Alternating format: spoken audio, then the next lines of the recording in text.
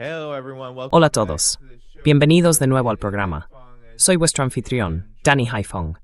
Como podéis ver, me acompaña el profesor Jiang Sui Ching, de Historia Predictiva. Profesor Jiang, muchas gracias por acompañarme hoy. Gracias por invitarme, Danny. Bien, pues vayamos directamente al grano, profesor Jiang. Quería preguntarle de entrada, en programas anteriores usted ha dicho que el imperio estadounidense perdería la guerra con Irán, incluso antes de que comenzara. Bueno, ahora llevamos más de 13 días en esto, y quiero preguntarle si cree que estamos viendo sus predicciones cumplirse en tiempo real. ¿Qué opina de las palabras de Trump hoy, diciendo que Irán está, en realidad, al borde de la rendición? A pesar de que vemos, puedo mostrar algunas de esas imágenes, a funcionarios iraníes, al presidente iraní, al ministro de Asuntos Exteriores iraní, todos en las calles durante el día de Quds sin escolta de seguridad. Hable de sus predicciones sobre cómo se desarrollará esta guerra y si estamos viendo que se cumplan ahora.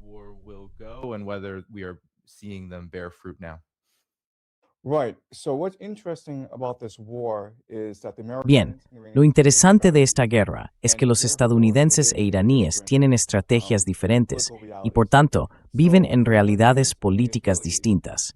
Para los estadounidenses y los israelíes, creen que pueden decapitar al régimen, al gobierno, y lo han hecho matando al ayatolá Jamenei, luego presionando al ejército mediante el bombardeo de las defensas aéreas y la infraestructura militar, y ejerciendo una enorme presión sobre la población civil al golpear la economía. Y después, al incrustarse y promover ciertos grupos disidentes, ya sean religiosos, políticos o étnicos en Irán, esperan crear una revolución de colores para derrocar finalmente al gobierno.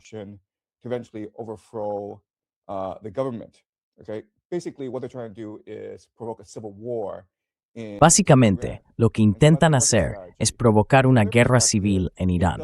Esa es la estrategia estadounidense. Desde su perspectiva, parece que las cosas van según lo previsto, porque, una vez más, han decapitado a Jamenei, el líder supremo, el primer día, y han atacado la infraestructura civil.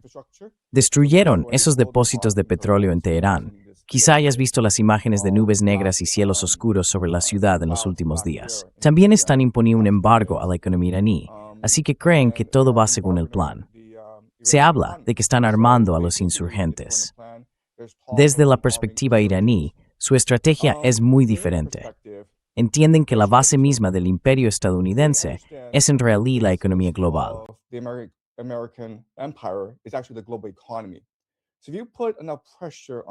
Así que, si se ejerce suficiente presión sobre la economía global, acabarías obligando a Estados Unidos a rendirse. Lo que estamos viendo en los primeros días son ataques sostenidos contra instalaciones militares estadounidenses en todo el CCG. La Quinta Flota estadounidense tiene su base en Bahrein. También se están produciendo ataques continuos contra Israel.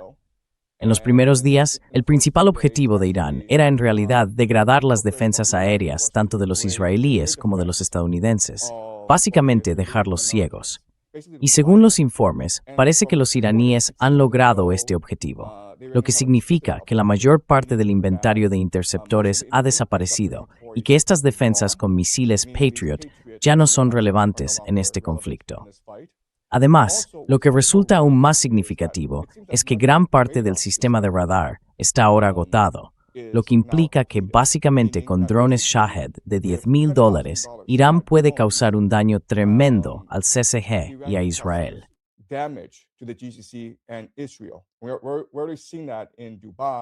Ya estamos viendo eso en Dubái, donde se están atacando aeropuertos, bancos y centros de datos.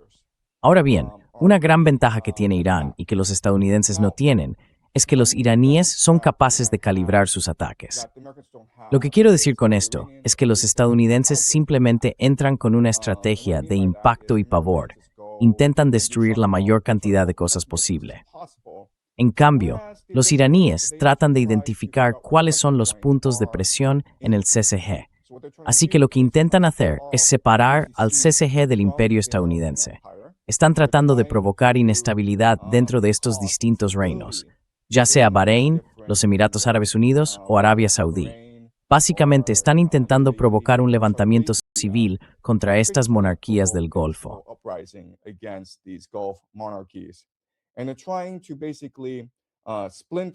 Y están intentando básicamente fragmentar la alianza, porque al controlar el estrecho de Hormuz, pueden decir al CCG, si cooperáis, dejaremos pasar vuestros barcos. Y eso resulta muy atractivo para el CCG, porque la realidad es que dependen del estrecho de Hormuz no solo para las exportaciones de petróleo, sino también para las importaciones de alimentos. Además, debemos recordar que si Irán quisiera destruir por completo al CCG, podría hacerlo. Trump había amenazado con atacar la infraestructura básica de Irán, básicamente destruir las plantas desalinizadoras y la red eléctrica. La respuesta de Irán fue que si hacían eso, entonces destruirían las plantas desalinizadoras del CCG y también sus refinerías de petróleo, provocando en la práctica el colapso de sus economías.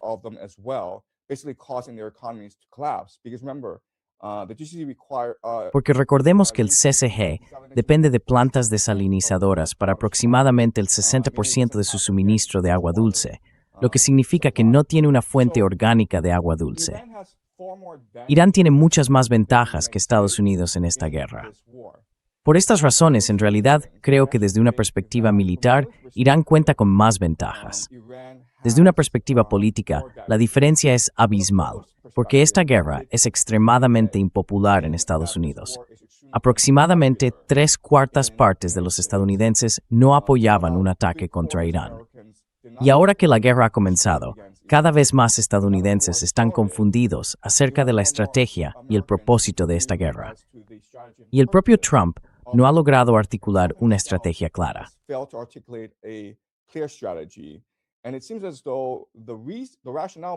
Y parece que la justificación detrás de esta guerra cambia cada día. Quizás al principio se trataba de protestas, luego pasó a ser sobre armas nucleares, y ahora es porque supuestamente Israel iba a atacar primero, e Irán iba a tomar represalias contra Estados Unidos e Israel. Por lo tanto, Estados Unidos tuvo que adelantarse al ataque preventivo de Israel. Desde una perspectiva política, ahora mismo en Estados Unidos la nación está muy dividida, mientras que en Irán ocurre justo lo contrario. Recuerda que el primer día, un misil Tomahawk estadounidense alcanzó una escuela de niñas en el sur, matando a unas 170 alumnas de primaria.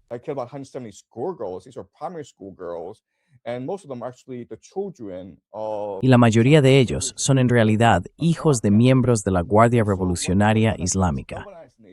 Así que lo que eso ha hecho es galvanizar a la nación para resistir y defender su soberanía. Porque si eres iraní, has visto lo que los estadounidenses han hecho al otro lado de la frontera en Irak. Has visto lo que han hecho en Libia y Siria. Esta es una guerra de destrucción. Los estadounidenses esperan dividir Irán en enclaves étnicos, lo que llamamos balcanización, para dominar Irán y básicamente destruir la civilización persa. Y muchos iraníes no tolerarán esto. Así que para los iraníes, esta es una lucha a muerte. Para los estadounidenses, es una guerra de elección. Desde una perspectiva militar y política, Irán tiene la ventaja.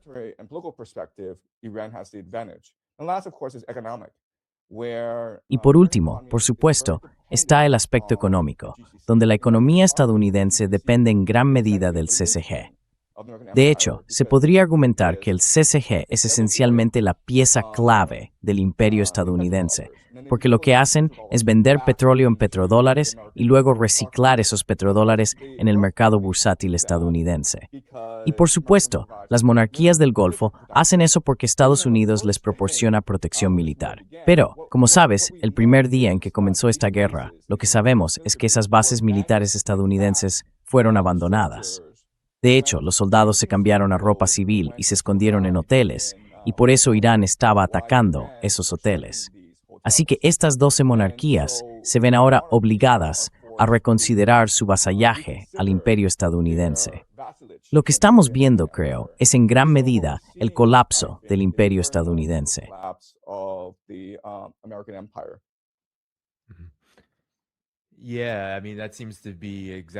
Sí, quiero decir, eso parece ser exactamente lo que está ocurriendo, profesor Young. Pero entonces, ya sabe, ¿qué cree usted que hay detrás de la administración Trump y del imperio estadounidense, apostándolo todo diciendo que van a continuar esta guerra hasta nuevo aviso. Parece que esta es una trampa creada por ellos mismos. Sabemos que hay muchos intereses en la guerra. Sabemos que el imperio estadounidense está construido sobre la guerra y que la guerra se supone que debe enriquecer a ciertas personas. La guerra se supone que debe garantizar que un imperio se expanda y podríamos seguir y seguir. Pero eso no parece estar ocurriendo aquí. Más bien, lo contrario. Entonces, ¿qué dice usted, dado que el imperio estadounidense, como está diciendo, se está derrumbando a causa de esta guerra? ¿Por qué seguir cavando más y más hondo en el agujero de esta trampa?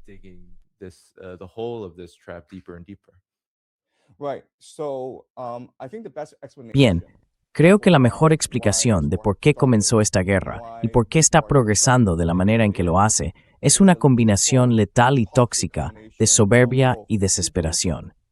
Déjame tomarme un momento para explicar lo que quiero decir, ¿de acuerdo? El propio fundamento del imperio estadounidense se basa en algo llamado la tesis del Heartland de Mackinder, que en realidad fue desarrollada por los británicos. Gran Bretaña era una isla con una población relativamente pequeña, y para poder controlar el mundo tenía que dominar los mares. Así que construyó la marina más poderosa del mundo y se aseguró de que ésta fuera la más dominante del planeta. De hecho, fue diseñada para poder derrotar a las dos siguientes grandes potencias navales combinadas.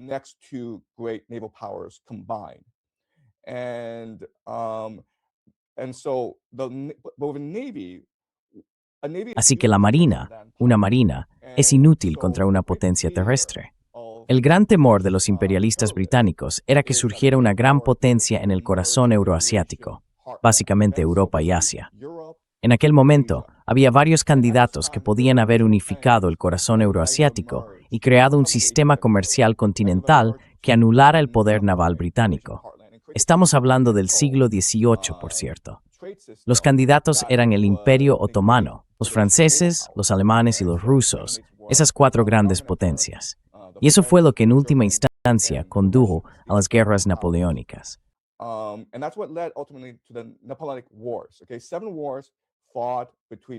Se libraron 7 guerras entre Francia y los británicos y sus aliados.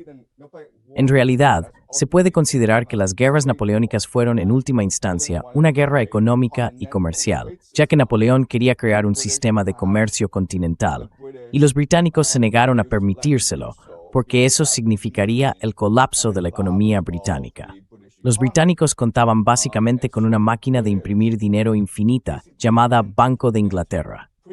Financiaron a Europa para luchar contra Napoleón 7 veces. Perdieron 6 veces, pero finalmente ganaron. No tenían otra opción, porque la economía británica, como la estadounidense, es esencialmente un esquema Ponzi. Así que tuvieron que seguir financiando las guerras hasta que finalmente derrotaron a Napoleón.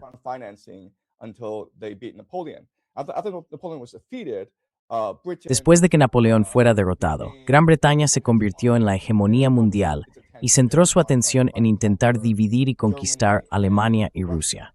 En el siglo XIX, Gran Bretaña participó en algo llamado el Gran Juego con Rusia, en el que ambas potencias se disputaban Asia Central. Porque, una vez más, Gran Bretaña no podía permitirse que Rusia unificara el corazón continental.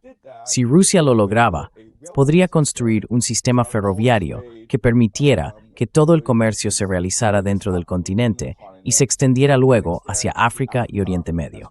Y por supuesto, en el siglo XX, Gran Bretaña y Alemania libraron 2 grandes guerras, y Estados Unidos intervino para salvar a Gran Bretaña al final y evitar que Alemania unificara el corazón continental. Así que esa es la idea principal detrás del imperio estadounidense, y sigue siendo cierta hoy en día.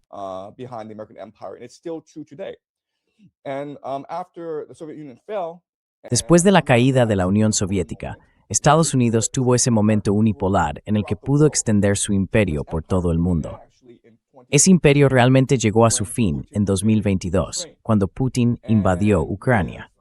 Con Rusia ganando esencialmente la guerra en Ucrania, ahora existe un gran temor de que Rusia, Irán y China puedan unirse como socios en los BRICS, unificar el corazón continental económicamente y luego expandirse hacia Europa, Oriente Medio y África, básicamente los BRICS Plus. Podrían simplemente deshacerse del dólar estadounidense. Y en este momento, Estados Unidos tiene una deuda de 40 billones de dólares. Es un esquema Ponzi. Así que si otras naciones dejan de comprar dólares estadounidenses, América se quedaría con el problema. Entonces la bomba les explotaría en la cara. La economía estadounidense colapsaría y se vería una revolución en las calles de Estados Unidos.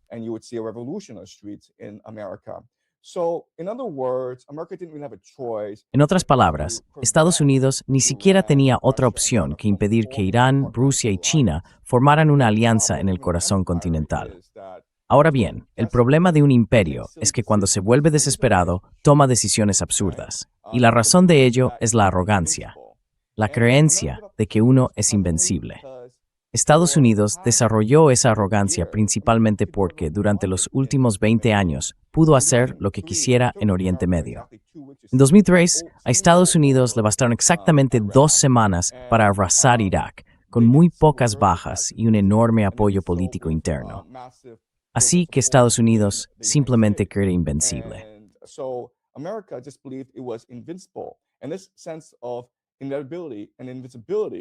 Y esta sensación de inevitabilidad e invencibilidad se consolidó en todo Oriente Medio, porque Estados Unidos, aunque sufrió algunas perturbaciones, seguía siendo triunfante en Libia, en Siria, básicamente en todo Oriente Medio. Y así, desde su perspectiva, ¿cuál es la diferencia entre, ya sabes, Irak e Irán, verdad? Mismo nombre, solo una letra diferente. Y esa es la idea de la arrogancia. Y esta arrogancia básicamente cegó a Donald Trump con soberbia en Venezuela. Porque recuerda que allá por enero, el 3 de enero, las fuerzas entraron en Caracas y básicamente secuestraron a Maduro. Y no hubo bajas estadounidenses. Fue un milagro del ejército estadounidense.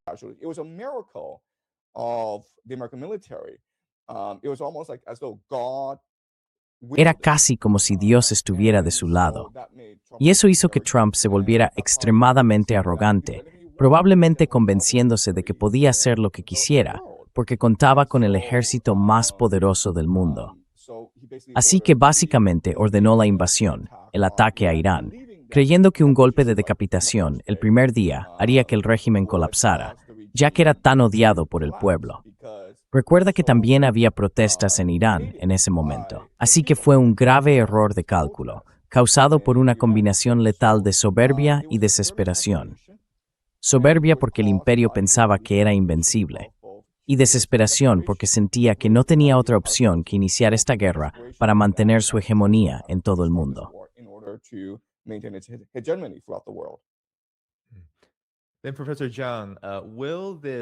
Entonces, profesor Zhang, hemos oído algunos rumores en el Wall Street Journal sobre una posible invasión terrestre.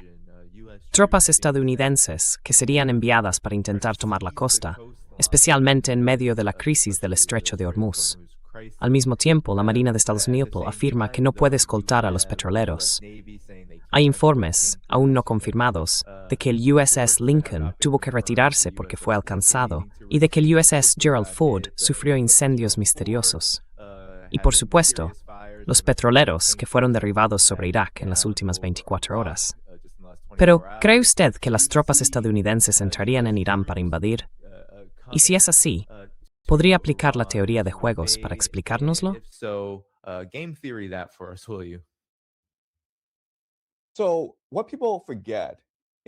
Lo que la gente olvida es que en 2003, cuando Estados Unidos lanzó la operación de Conmoción y Pavor, hubo una enorme oposición militar a esa estrategia.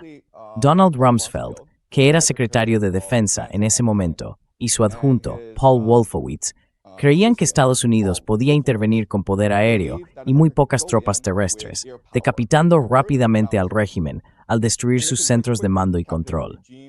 Pensaban que Estados Unidos es suerte en forma batakida. Pero no me staftesorord, duralid simrales ganamixivian, se opusieron plain. Les parecía una locura. Que ni son ciales de doctrina militar.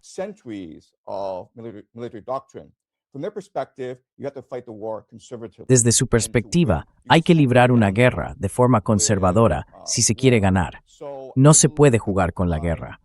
Creo que en aquel momento entraron con unos 100,000 soldados, mientras que el Estado Mayor Conjunto había pedido en realidad 500,000, porque creían que eso era lo necesario para ganar.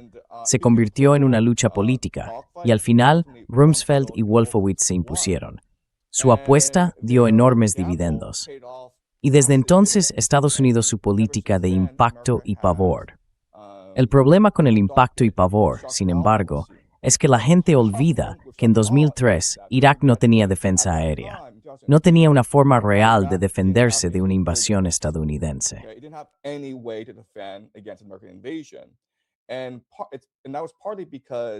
Y eso fue en parte porque, para entonces, Irak había sufrido más de 10 años de sanciones estadounidenses.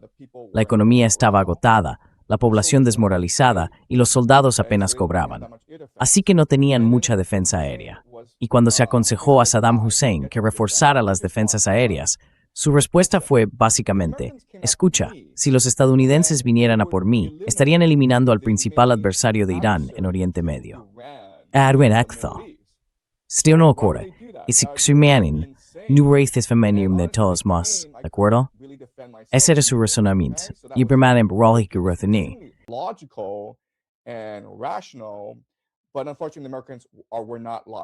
Pero por desgracia, los estadounidenses no fueron lógicos ni racionales, porque son un imperio. La gente olvida que 2003 fue una anomalía, no fue una guerra real, pero esta guerra en Irán sí es una guerra real. Y en una guerra real hay que usar tropas terrestres. ¿Por qué? Porque la defensa aérea está pensada para defenderse del aire. Así que la forma de contrarrestar la defensa aérea es, en realidad, con tropas terrestres. ¿De acuerdo? En una guerra real, las tropas terrestres son el pan de cada día. La infantería es el pan de cada día de tu ejército. Los estadounidenses han estado viviendo en un mundo de fantasía durante los últimos 20 años y ahora necesitan adaptarse al mundo real si quieren ganar esta guerra.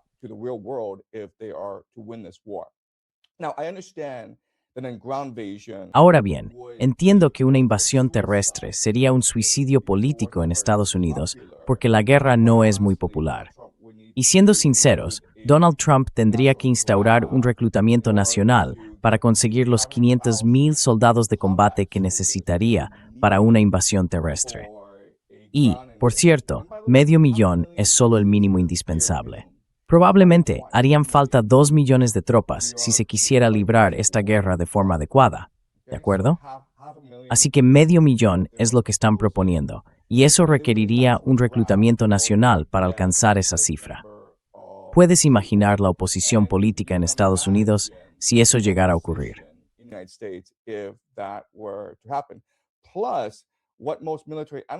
Además, lo que la mayoría de los analistas militares te dirían es que Estados Unidos no está preparado para luchar contra Irán porque Irán es una fortaleza montañosa.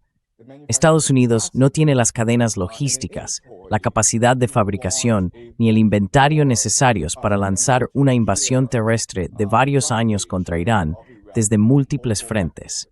¿De acuerdo?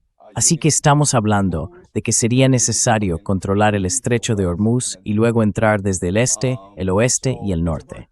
Es algo muy complicado y llevaría unos 2 años planificarlo adecuadamente.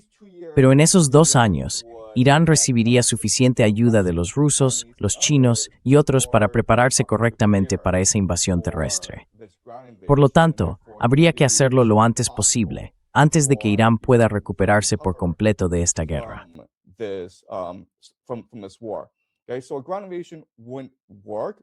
Así que una invasión terrestre no funcionaría, pero tienen que hacerlo si realmente quieren ganar esta guerra. Ahora bien, entiendo que hay gente que dice, ¿por qué no simplemente declarar la victoria, volver a casa y acabar con esta guerra? No es tan sencillo, ¿de acuerdo? Cuando empieza una guerra, desarrolla su propio impulso. Así que déjame explicártelo usando la teoría de juegos. ¿Qué pasaría si Donald Trump dijera, ¿sabéis qué? Ya hemos acabado con Al-Qaeda. Hemos destruido su programa de armas nucleares, hemos destruido su programa de misiles balísticos, hemos hecho que el mundo sea seguro para Israel. Vámonos a casa, chicos. Hasta luego. Esto es lo que pasaría.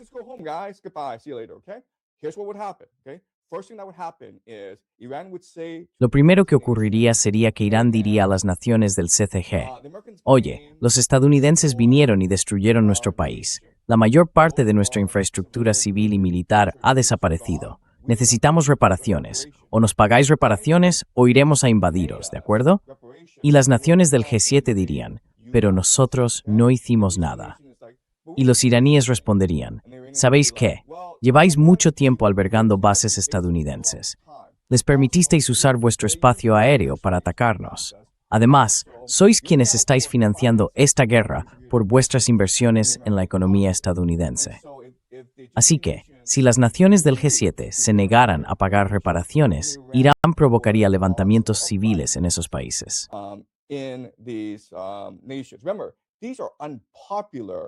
Recuerda, se trata de monarquías impopulares y corruptas en el CCG. Irán prácticamente ha caído, y los demás podrían caer también. Los Emiratos Árabes Unidos pueden ser eliminados fácilmente. Así que lo que estas naciones del CCG dirían entonces a Irán sería: hagamos un trato. Y el trato es muy sencillo. Tenemos $4 billones en nuestros fondos soberanos.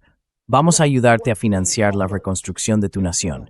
Y además, cuando nuestros barcos pasen por el estrecho de Hormuz, te pagaremos un impuesto, porque ahora tú eres el defensor del estrecho de Hormuz. Así que ese es el CCG. Básicamente, el CCG, que era un pilar del imperio estadounidense, ahora se transfiere a Irán y se convierte en un conjunto de estados clientes de Irán.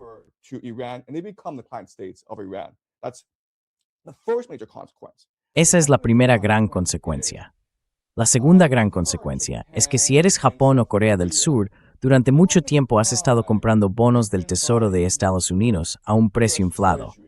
Básicamente, estás pagando un impuesto, un tributo, al imperio estadounidense para asegurarte de que el imperio estadounidense te defienda. Bueno, acabas de ver lo que pasó en Oriente Medio, así que piensas: ¿por qué estoy haciendo esto? ¿Por qué estoy albergando estas bases estadounidenses cuando, si empieza una guerra, estos tipos, estos 50,000 o 100,000 soldados estadounidenses, simplemente se irán a casa en avión? Así que, para empezar, fuera de aquí, chicos. Ya nos queremos. Y en segundo lugar, no vamos a comprar bonos del Tesoro de Estados Unidos, porque está claro que Estados Unidos no es un aliado fiable, ¿de acuerdo?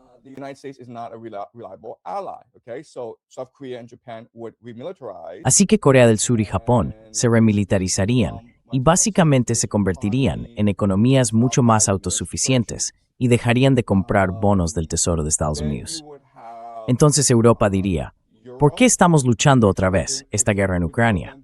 Ah, espera un momento. Estamos luchando esta guerra porque los estadounidenses nos lo pidieron. De hecho, los estadounidenses nos pidieron gastar el 5% de nuestro PIB para financiar esta guerra en Ucrania. También nos están pidiendo reclutar a nuestros soldados, lo cual es un suicidio político en nuestros países. Incluso podría provocar un levantamiento civil. Pero no tenemos elección, porque hay muchísimas bases estadounidenses en Europa. Pero después de ver lo que ocurrió en Oriente Medio y en el sudeste asiático, pensarías: ¿sabes qué?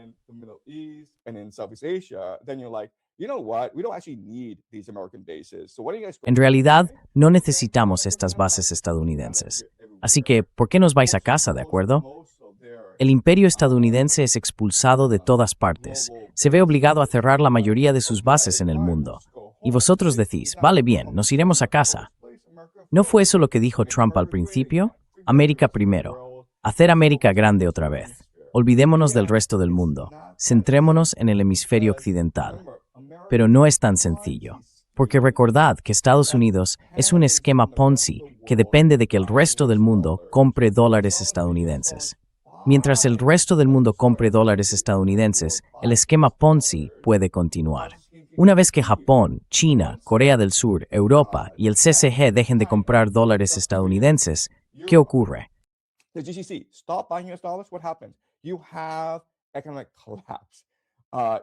Tienes un colapso económico. Y una vez que tienes un colapso económico, surge el descontento civil. Estamos hablando de algo mucho, mucho peor que la Gran Depresión. Toma la Gran Depresión y multiplícala por 100. Te acercarás a la calamidad que se avecina para Estados Unidos. Así que es muy posible que si te retiras del CCG, desencadenes una cadena de acontecimientos que lleven a una revolución azul en Estados Unidos. Y si formas parte de la élite en Estados Unidos, tus opciones son esperar a que la revolución ocurra tarde o temprano, o enviar tropas terrestres y esperar, rezar a Dios, que de algún modo puedas mantener tu imperio. Sí.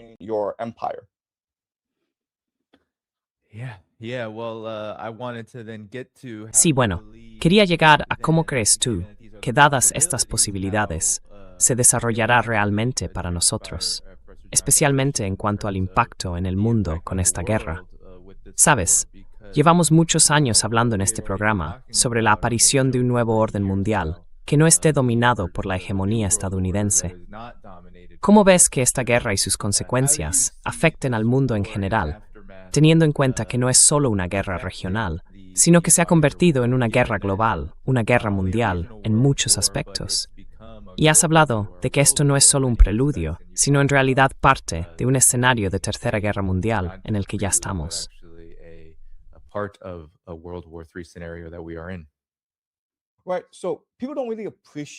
Exacto.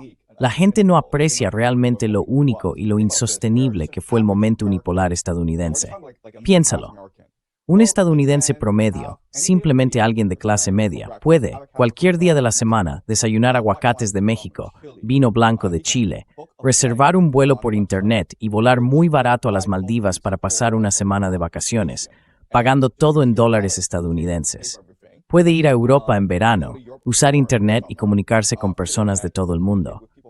Y esto es insostenible, porque gran parte depende de la creencia de la gente de que el imperio estadounidense es invencible, y por tanto no les queda más remedio que ser vasallos de ese imperio.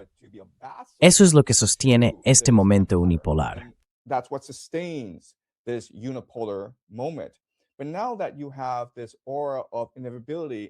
Pero ahora que esa aura de inevitabilidad, de colapso inevitable, ha sido perforada por la guerra en Irán, la gente ya no cree en el imperio estadounidense.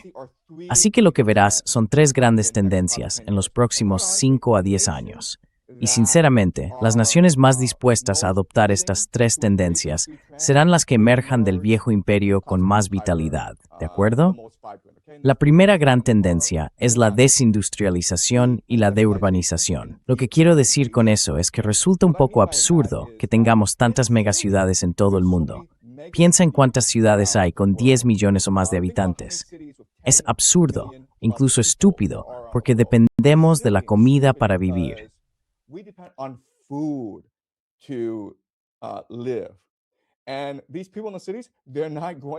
Y estas personas en las ciudades no están cultivando alimentos. De donde obtienen la comida es importándola, ya sea del extranjero o de otras partes del país.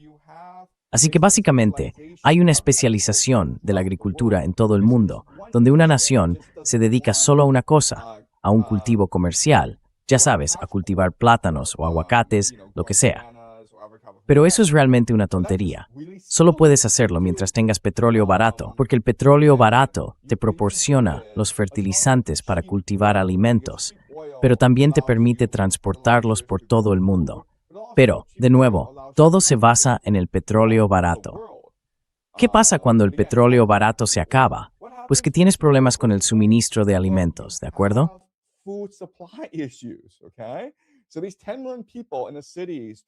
Así que esos 10 millones de personas en las ciudades, haciendo lo que sea, ya sean estafas con criptomonedas, apostando en Polymarket o creando derivados, creando IA, todo eso es inútil y absurdo. La gente necesita cultivar alimentos para que podamos comer. Bien, si te apasiona tanto la IA, ¿sabes qué? Vas a estar realmente, pero realmente fastidiado sin acceso a energía barata. Así que deja esta estupidez de la IA y vuelve a cultivar alimentos, ¿de acuerdo? Eso significa sacar a la gente de las ciudades y llevarla de nuevo al campo para cultivar alimentos, para crear cadenas de suministro más sostenibles. Y repito, tienes que hacerlo o tu gente pasará hambre. Se lo estoy diciendo al mundo entero, ¿vale? Abandona tus ilusiones sobre la IA. No sirve para nada. No te llevará a ninguna parte. Asegúrate de que tu gente tenga acceso a comida y agua, ¿de acuerdo? Esa es la primera gran tendencia.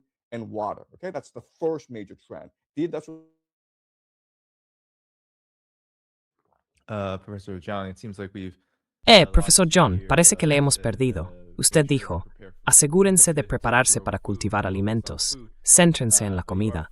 Pero se ha quedado congelado. Si puede oírme, quizá pruebe a actualizar el navegador, ya que se ha quedado congelado. Oh, ahí está. De acuerdo. ¿Has vuelto? Sí. Quiero decir, tengo un punto básico, que es que la desindustrialización y la urbanización requieren energía barata. Una vez que se pierde el acceso a la energía barata, hay que preocuparse por mantener redes sostenibles de suministro de alimentos.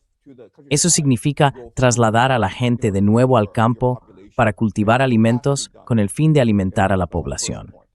Eso hay que hacerlo.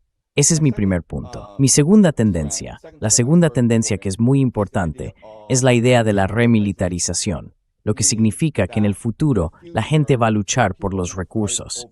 Así que hay que remilitarizar a la población.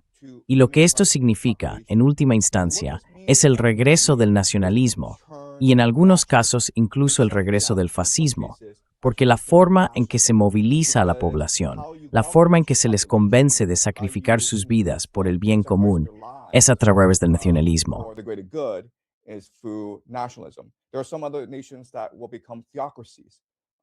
Hay algunas otras naciones que se convertirán en teocracias, adoptando la fe religiosa, pero esta idea de diversidad multicultural y global, toda esa tontería, tiene que desaparecer. Hay que desecharla. No más diversidad, no más multiculturalismo, solo centrarse en quiénes somos como pueblo y en la necesidad de ser cohesionados para defender nuestra nación. Así que, remilitarización, el regreso del nacionalismo. Y la tercera gran tendencia es la fragmentación de la economía global y la creación de redes de comercio mercantil. Eso podría significar cooperación entre ciertas naciones, y eso es lo que deberíamos ver en Europa, donde Europa se convierta en su propio bloque comercial y deje de relacionarse con el resto del mundo.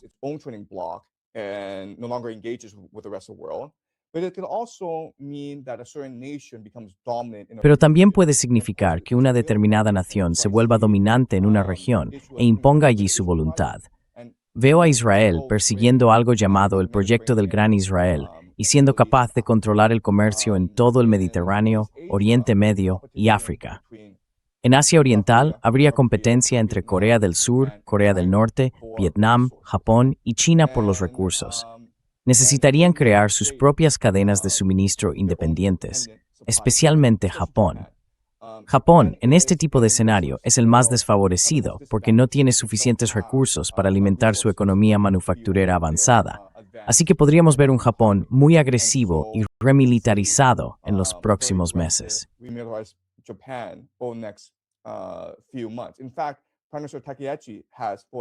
De hecho, la primera ministra Takeuchi ha expresado un enorme apoyo a esta guerra entre Israel y Estados Unidos contra Irán y ha prometido enviar misiles y municiones, al Oriente Medio para apoyar esta guerra. ¿De acuerdo?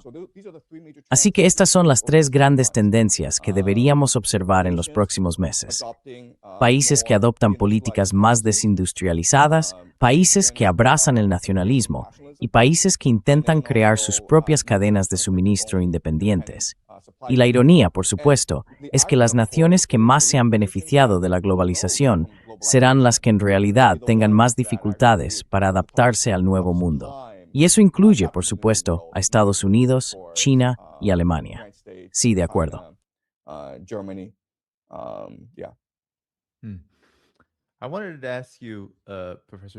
Quería preguntarle, profesor Zhang, usted hizo un comentario sobre el Gran Israel y el intento de alcanzarlo.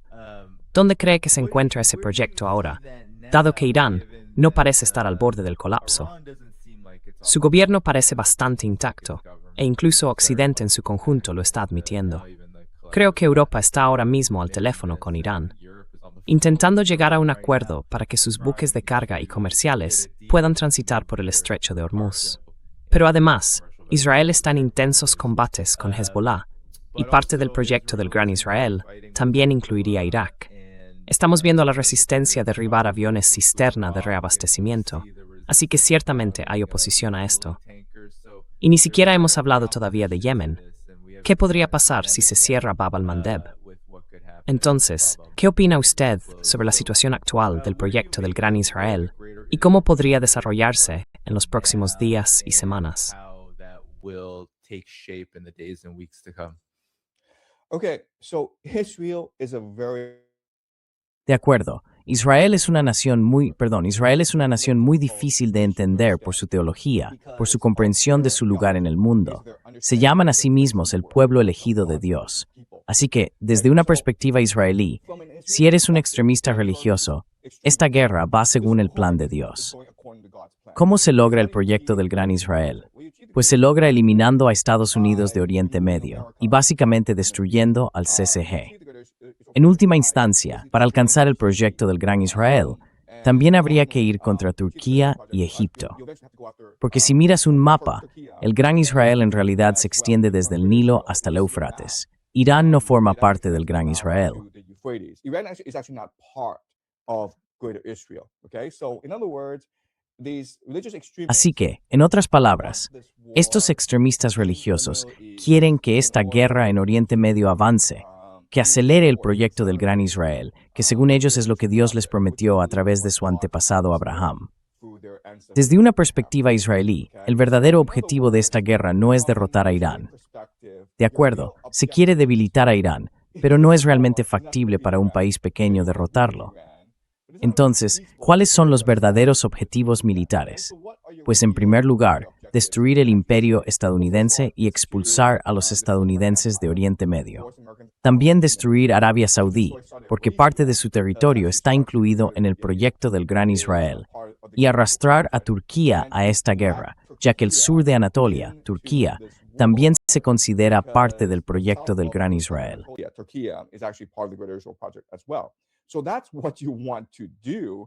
Así que eso es lo que quieres hacer. Y si esta guerra se prolonga y los ciudadanos estadounidenses se convierten en tropas terrestres, entonces en realidad estás acelerando el plan de Dios. Además, lo que la gente no reconoce es que esta destrucción en Israel, estos extremistas religiosos creen que es la voluntad de Dios. Entonces, ¿dónde están atacando los iraníes? En Tel Aviv. ¿Dónde no están atacando realmente? En Jerusalén. Sudus streng tu racing with Tiv y Jerusalén. It's running da lad. People don't really appreciate. Oh, perdón, fue un error. People don't really appreciate the political dynamic in. La gente no aprecia realmente la dinámica política en Tel Aviv. La gente no aprecia realmente la dinámica política en Israel. Tel Aviv y Jerusalén son dos centros de gravedad opuestos en Israel. Tel Aviv es la cara occidental, abierta, cosmopolita, secular y democrática de Israel. Jerusalén es la cara introspectiva, religiosa, teocrática y conservadora de Israel. ¿Y adivina qué? Se odian entre sí. Si Tel Aviv fuera destruida, es decir, si el sector abierto, cosmopolita y de Israel fuera por small. Bien, eso que es la voluntad de Dios. Dios no quiere es occidental y Israel to fro. Western Jews in Israel. He wants them to repent. Él quiere que se arrepientan, quiere que se involucren en la redención. Y en la teología judía, la redención solo es posible a través del dolor y el sufrimiento. Es necesario cometer pecado para obligar a Dios a castigarte y luego emprender un largo proceso de autorreflexión y revitalización personal para abrazar plenamente a Dios. En otras palabras, estos extremistas religiosos esperan utilizar esta guerra para infligir tanto daño y dolor al Israel secular que los judíos vean el error de sus caminos y abracen completamente a Dios. Y si no lo hacen, pues que se vayan, que vuelvan a Europa, que vuelvan a América. ¿A quién le importa? ¿De acuerdo? Pero quieren que Israel se convierta en una teocracia a causa de esta guerra.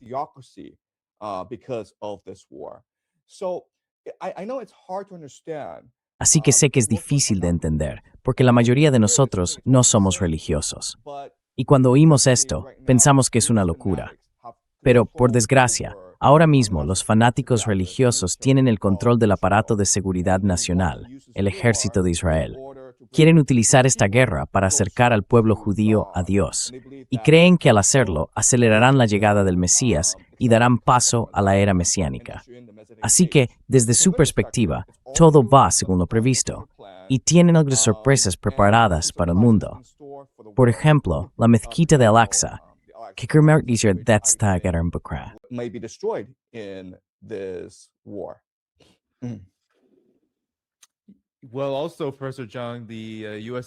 Bueno, además, profesor Zhang, el ejército estadounidense se ha visto afectado por este tipo de extremismo religioso.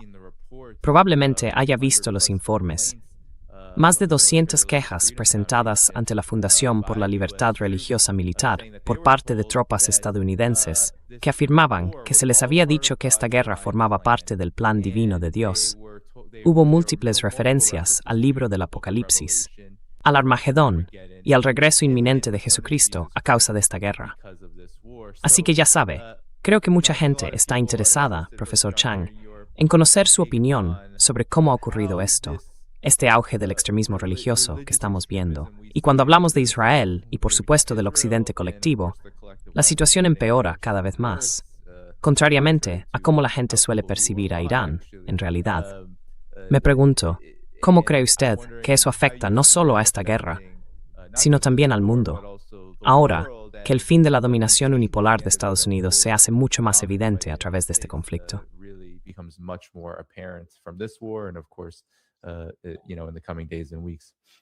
Sabes, en los próximos días y semanas, sí, siempre he sostenido que esta guerra es escatológica, lo que significa que no se puede explicar realmente desde una perspectiva puramente geopolítica. Sí, sé que al principio de esta conversación hablé de por qué los imperios necesitan involucrarse en guerras, pero existen alternativas a lo que están haciendo. La primera alternativa es simplemente hacerse amigos de Irán, eliminar las sanciones, volver al acuerdo nuclear de la era Obama y entablar comercio con Irán. Mira, los iraníes son gente pragmática. Acogerían con agrado la inversión estadounidense.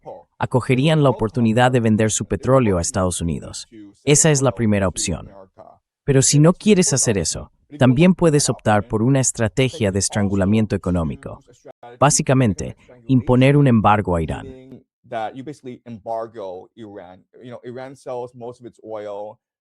Irán vende la mayor parte de su petróleo a China, y eso es una flota lanzadera. Bien, se puede imponer un embargo a Irán, porque si miras el mapa, hay bases militares estadounidenses por todas partes. Así que tienes opciones.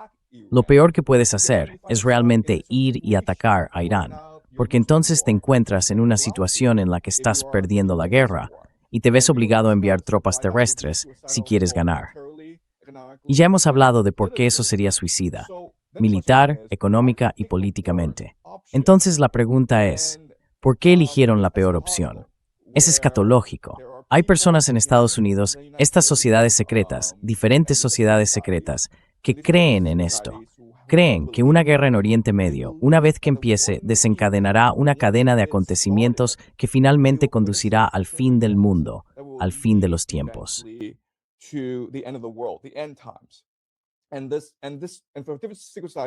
Y para diferentes sociedades secretas, esto podría significar cosas distintas, ¿de acuerdo? Así que, para los masones, significaría la creación de la Pax Judaica, un gobierno mundial único, y el auge de un estado de vigilancia con inteligencia artificial, con Jerusalén como centro del mundo, ¿vale? Luego, están estos judíos masones, llamados el movimiento Chabad Lubavitch, y hay otros también, pero ellos son los más conocidos. Creen que esta guerra iniciará algo llamado la Guerra de Gog y Magog, que en realidad es la batalla final de la humanidad, donde el mundo básicamente ataca a Israel. Esto obligará a la llegada del Mesías, la intervención de Dios, básicamente, y al comienzo de la era mesiánica, en la que Dios vivirá con su pueblo, los judíos.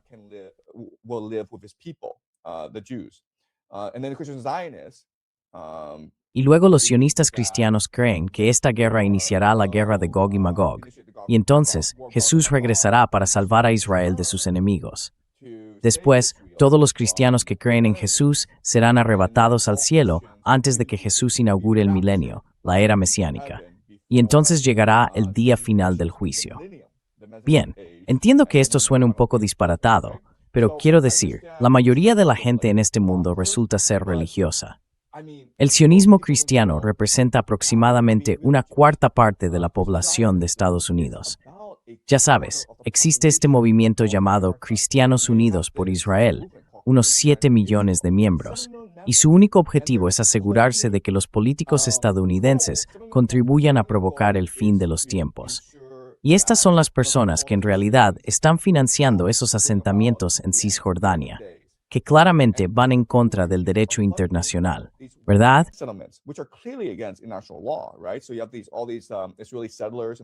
Así que tienes a todos esos colonos israelíes en Cisjordania que en realidad no trabajan y tienen familias numerosas. Todo está financiado por Cristianos Unidos por Israel y otros sionistas cristianos. Este plan lleva en marcha décadas, yo diría incluso siglos, ¿vale? Quieren dar paso al fin de los tiempos. Y hay ciertas cosas que sucederán y sorprenderán a la gente, y no tiene absolutamente ningún sentido. Pero todo sigue su teología, su escatología, ¿de acuerdo?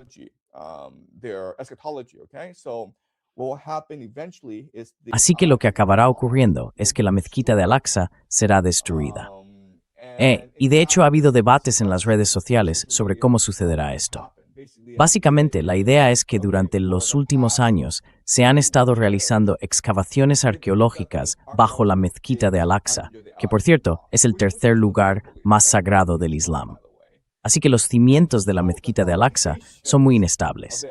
Básicamente, si un misil iraní estaría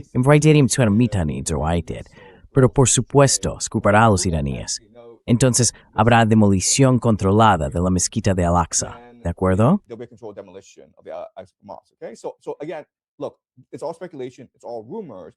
Así que de nuevo, mira, todos son especulaciones, todos son rumores.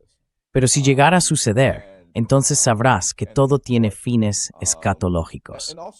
Y por supuesto, esto es difícil de entender para mucha gente. El auge del antisemitismo en el mundo occidental también forma parte de esta escatología, porque tanto en la comprensión escatológica judía como en la cristiana, los judíos deben regresar a Jerusalén para buscar la redención, para buscar el amor de Dios, para unirse con Dios.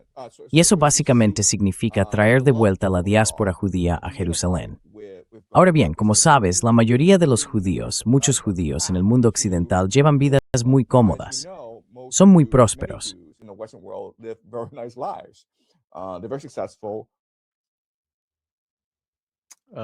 Oh, te ha congelado, profesor John.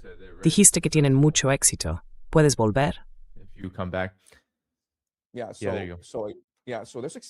Sí, así que tienen éxito y no volverán voluntariamente. Bueno, entonces los obligas. Y de nuevo, sé que esto suena a una locura, pero por favor recordad que esta guerra con Irán es una locura. No tiene absolutamente ningún sentido la forma en que los estadounidenses la están librando. Y sinceramente, no parece que a Trump y a su gente les importe realmente.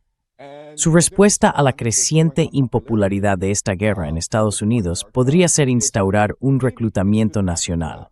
Se habla de desplegar a la Guardia Nacional para sofocar disturbios en todo el país. Sabes, el gabinete de Trump básicamente se ha trasladado a bases militares estadounidenses, y las personas que serían más responsables de un reclutamiento nacional y de enviar a la Guardia Nacional, gente como Pete Hegseth, Stephen Miller y Kristi Noem, se han mudado todas a bases militares estadounidenses. ¿Y por qué harían eso? Y se parece que está Wildward por los unos.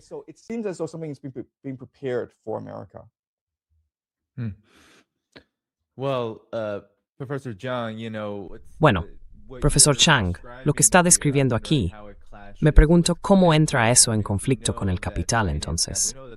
Porque sabemos que el capital financiero y sabemos que el complejo militar industrial tienen, bueno, no los llamaría racionales, dado todo lo que hemos comentado hasta ahora sobre cómo se ha desarrollado esta guerra.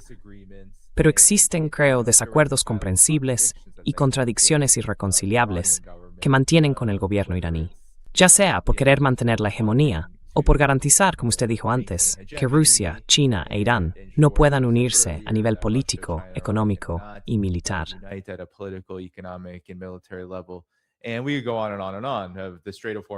Y seguimos hablando una y otra vez del estrecho de Hormuz, por ejemplo. Tener el control de eso, poder garantizar, ya sabes, la llamada libertad de navegación, es decir, el dominio de todas las rutas comerciales, para cortar a China y a cualquiera más que deba ser dominado, para asegurar que sus rutas comerciales estén dirigidas por Estados Unidos y, por tanto, beneficien los intereses financieros estadounidenses.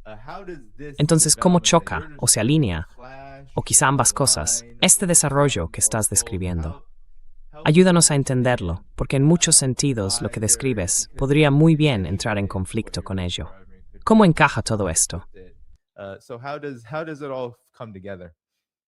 Okay, so unfortunately, Vale, así que, por desgracia, la escatología de estos extremistas religiosos y los intereses del capital nacional están alineados, ¿de acuerdo? Déjame explicar por qué.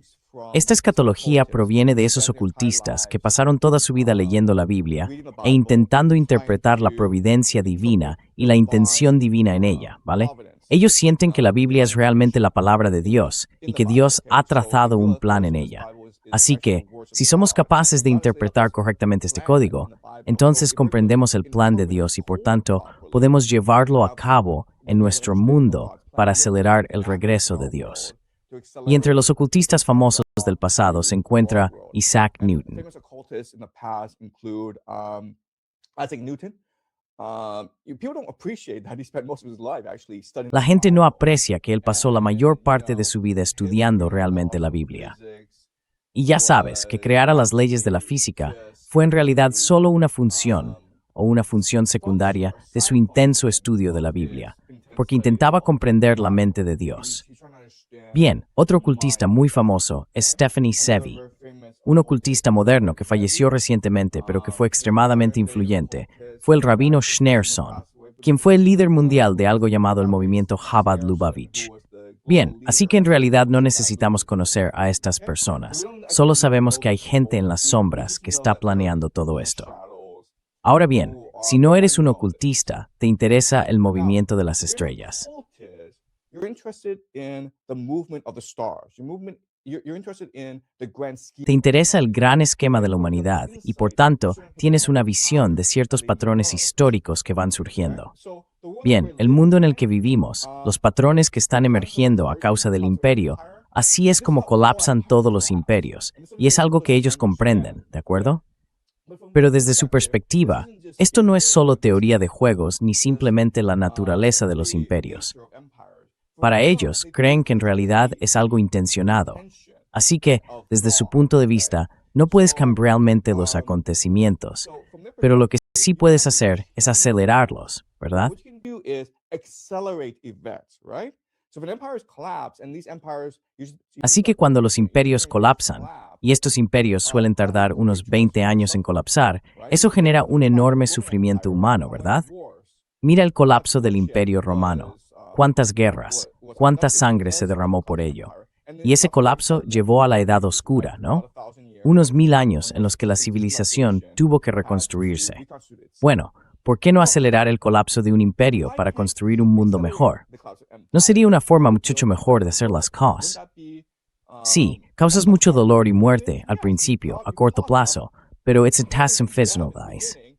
in the short term, but it's long-term gain, right? Short-term pain for long-term gain. That's like literally Dolor a corto plazo para beneficio a largo plazo.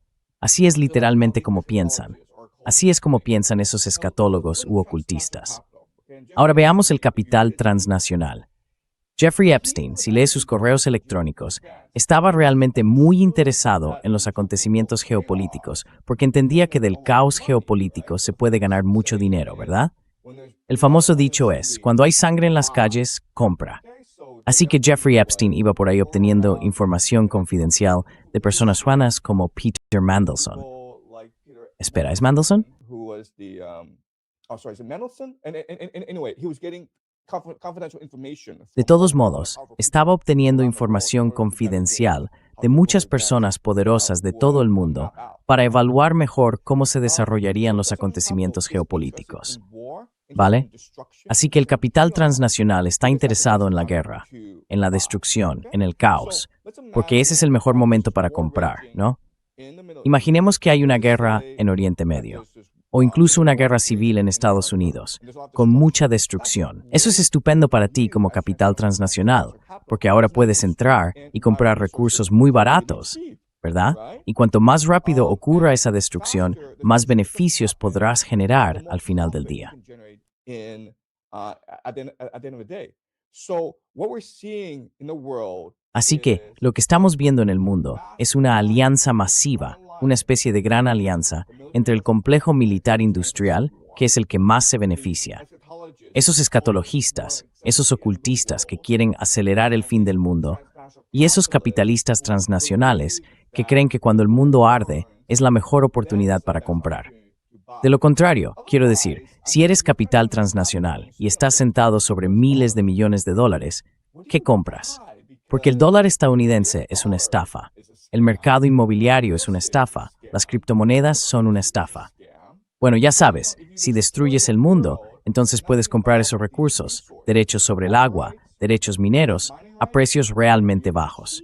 Y durante el proceso de nueva licitación, puedes ganar mucho dinero, ¿verdad? Así es como funcionan estas cosas. right? So that's how these things work. Yeah, well, Professor Zhang, I wanted to then ask Sí, bueno, profesor Zhang, quería preguntarle. Estamos recibiendo informes de que Estados Unidos, el imperio, está haciendo grandes esfuerzos para intentar mitigar las enormes consecuencias de esta guerra.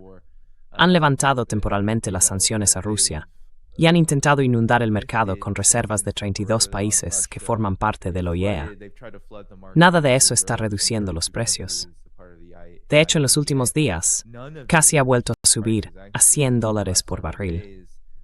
It's nearly risen back to $100 a barrel, and the trend actually is just. Y la tendencia, en realidad, no deja de subir y subir. Los informes indican que esta crisis energética ya es el doble de grave que la crisis de los años 70 y acaba de empezar. ¿Qué ocurre, profesor Zhang, cuando Irán diga que su petróleo costará $200 el barril? ¿Qué pasa entonces cuando eso suceda? Porque todo lo que hemos comentado hasta ahora, incluido lo que usted acaba de decir, influirá en ello, supongo. Así que, ¿qué ocurre entonces? Porque esa sería una gran crisis económica que, la verdad, no creo que hayamos afrontado antes, o al menos no de esta magnitud. Before, or at least to this magnitude. Yeah, so look, the reality is Sí, mira, that la realidad es que el viejo mundo, el mundo de la globalización, está muriendo, y esta guerra va a acabar con él. Realmente no hay vuelta atrás a ese viejo mundo. Nos dirigimos hacia un nuevo mundo de caos, inestabilidad y escasez de recursos, que en realidad es como los seres humanos han vivido durante la mayor parte de la historia. Si retrocedes a los años 30 y observas lo que ocurrió entonces, probablemente algo parecido sucederá en nuestro mundo en los próximos años. A corto plazo, lo que van a hacer los gobiernos es intentar compensar la falta de acceso a energía barata. Básicamente, en el sudeste asiático estamos viendo más acuerdos de trabajo desde casa y la tentación de las semanas laborales de 4 días. the temptation of 4-day work weeks. Eventually, they'll move to lockdowns, very similar to. Eventualmente, recurrirán a confinamientos muy similares a los del COVID también. Porque la realidad es que, sin energía barata, es imposible que el Estado-nación moderno mantenga las poblaciones que tiene, ¿verdad? No se puede alimentar a decenas de millones de personas basándose en importaciones de alimentos y energía barata. Así que estas naciones van a tener dificultades y se verán confinamientos. Se verá racionamiento de alimentos en todo el mundo. En realidad, no hay otra opción. Estas aerolíneas tendrán que cerrar. La gente ya no podrá volar por el mundo cuando le apetezca. Es demasiado caro y demasiado inútil hacerlo. Así que los precios subirán, se dispararán, especialmente los billetes de avión, especialmente la carne. Y eso es a corto plazo. And so that's a short term. In the midterm, you will see conflicts throughout the world. A medio plazo, verás conflictos en todo el mundo. Esto podría incluir disturbios civiles, podría incluir revoluciones políticas. Recuerda que la mayoría de los gobiernos del mundo no son democráticos, y la mayoría de ellos son extremadamente impopulares.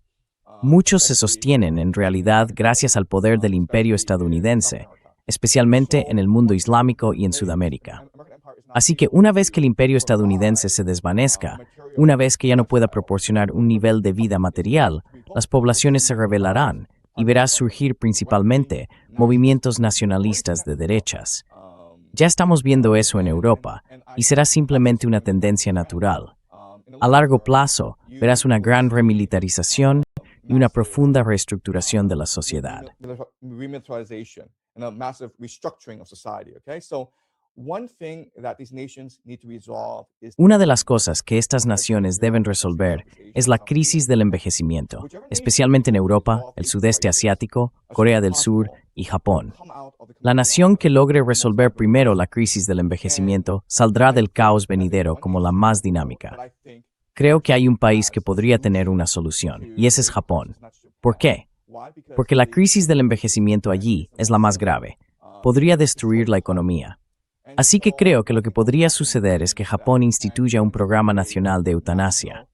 Si tienes más de 80 años, te ofrecerías voluntariamente a... Lo siento, esto es difícil, pero en el mundo hacia el que nos dirigimos, realmente tenemos que planificar con antelación e imaginar las posibilidades más oscuras. Así que sí, no es un panorama bonito.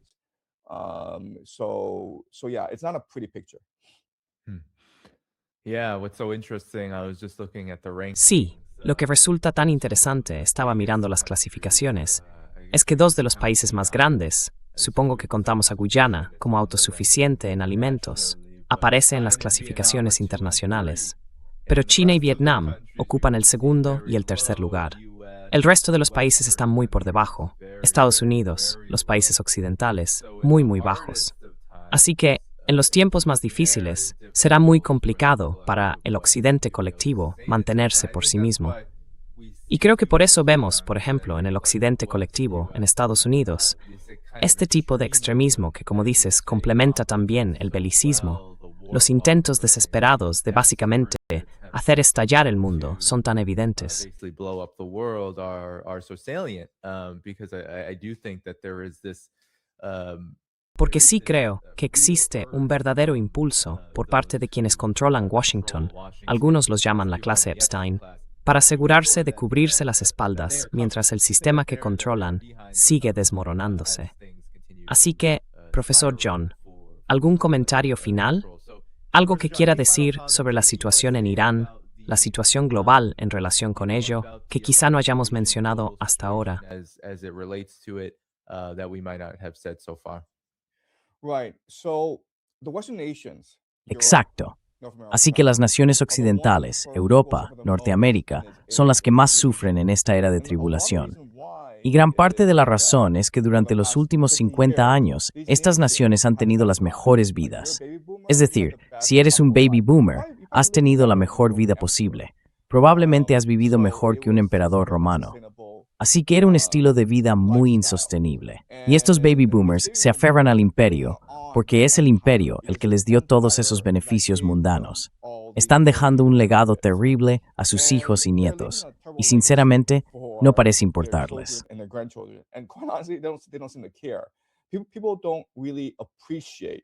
La gente no aprecia realmente el impacto que los baby boomers han tenido en la política imperial. Básicamente, los baby boomers piensan, ¿sabes qué? Me quedan otros 5, 10, quizá 20 años. Quiero asegurarme de disfrutar del mundo. Y eso significa que quieren que el imperio estadounidense siga adelante. Así que gran parte de ello está impulsado por este grupo demográfico de baby boomers. Y sus hijos, sus nietos, básicamente nosotros, vamos a heredar un mundo realmente desastroso. Si intentamos replicar el estilo de vida de los baby boomers, que es materialista, egoísta y utilitario, destruiremos el mundo y nos destruiremos a nosotros mismos en el proceso.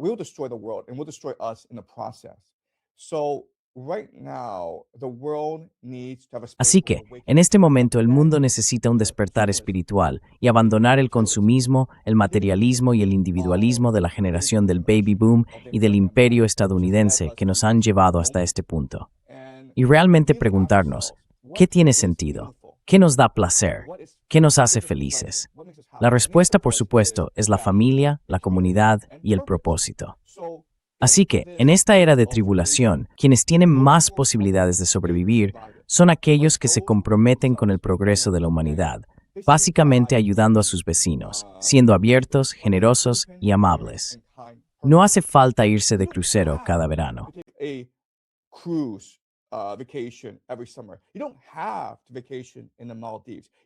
No tienes que irte de vacaciones a las Maldivas.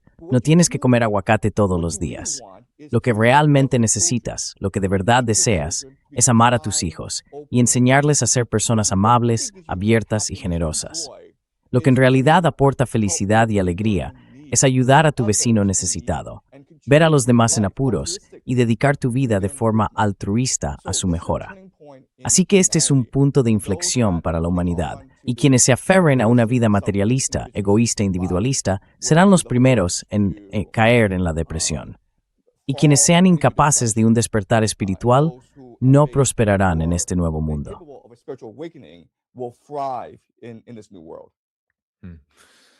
Yeah.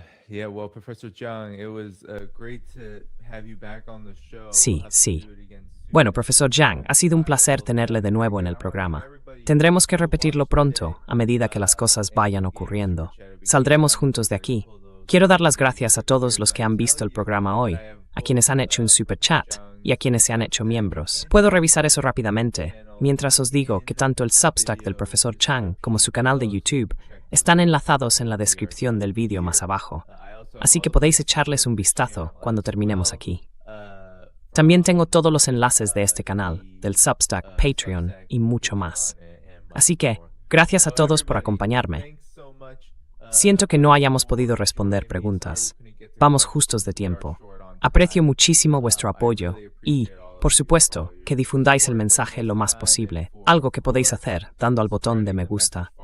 Eso ayuda a mantener este programa en marcha. Sin más, que tengáis un buen resto de semana o de fin de semana y seguiremos con las actualizaciones desde aquí. Muy bien, cuidaos. Gracias de nuevo, profesor Chang. ¿Quiere decir algo al público antes de que nos vayamos? Thank you again, Professor Zhang. Anything you want to say to the audience as we head out of here? No, gracias por verme. Muy bien, adiós. Bye.